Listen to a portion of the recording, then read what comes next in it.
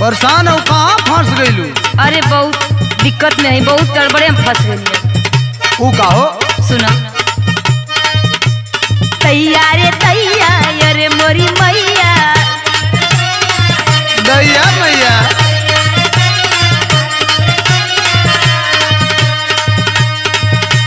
तैयारे तैयार मोरी मैया, दादा रे ई का भई त जीजा देखली बहरे पातर, त जीजा देखली बहरे पातर, इतर डलते फूल गई।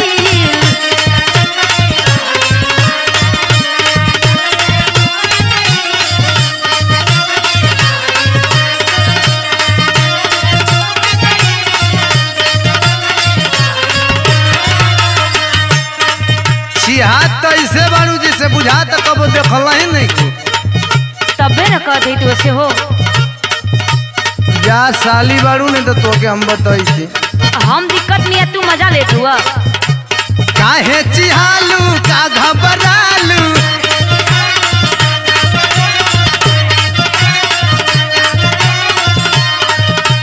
काहे चिहालू का घबरालू, छाटल छोटा हो ए साली और तनी फैला के, ए साली और तनी फैला के, माच मार के घोटा हो। तनी और फैलेबू तब ना।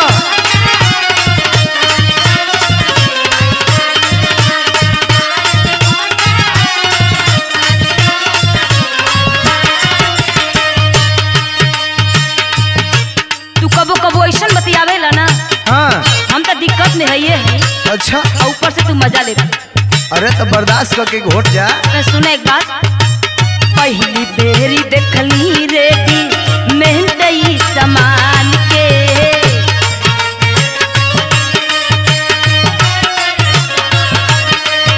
घूमल फिरल कर तब न कुल चीज जानबू बुझबू। कहवा से लियौला जीजा देखावा दुकान के,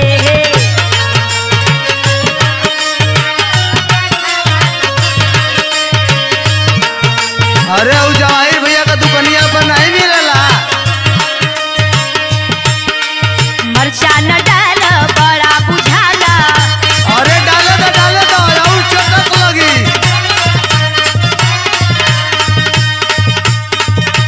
मरचा न डाला बड़ा बुझाला, मीठा कहाँ धइल त जीजा देखली बहरे पातर, जीजा देखली बहरे पातर, पितरा डलते भूल गईल। अरे वो फूले के मत देखो, घोटा घोटा एकदम।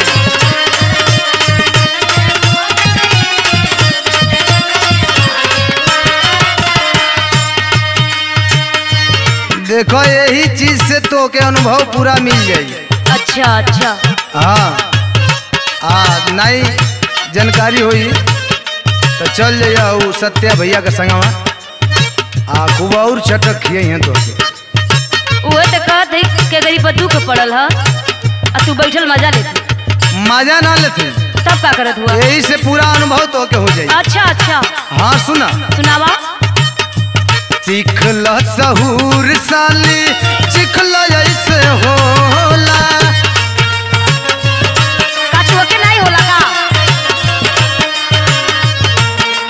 हमके कुल पता है। मीठ की चटनिया चाटो कुछ ना बोला, लड़े तीता बुझा देता है मीठे की लोग। ना चाहिए इनके ना चाहिए, हम परेशान नहीं आप तू के अच्छा लगत बा। मन करे जितना ले लो तू उतना,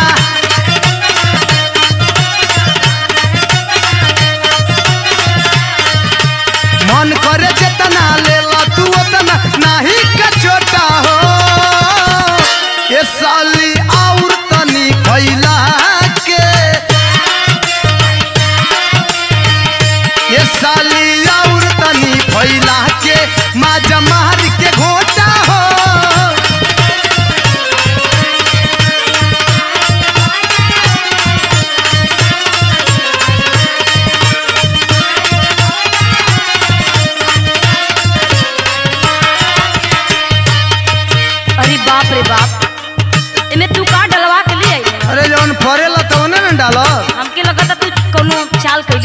अरे कुछो ना हो तू खा।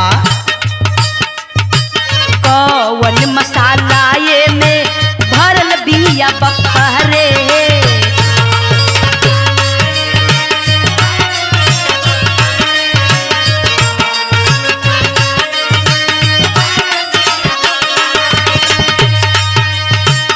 आवे मुंह में पानी देखो इहे गोलगप्पा रे,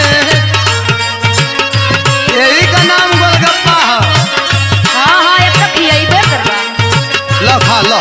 ना हो हमें ना चाहिए। अरे ले लो। राम कवि देवा हो गई लफेवा,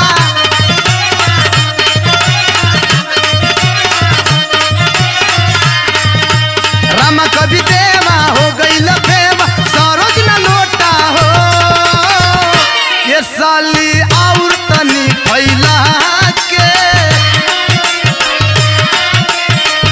ये साली और तनी फैला के मजमार के घोटा हो।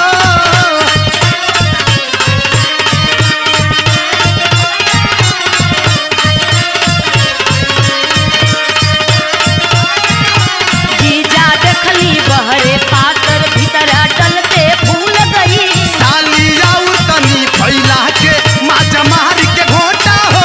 जीजा देखली बहरे पातर भीतर डलते फूल गई। साली और तनी फैला के मजमार के घोटा हो। लो बर्दाश्त करके घोट जा। नहीं हो।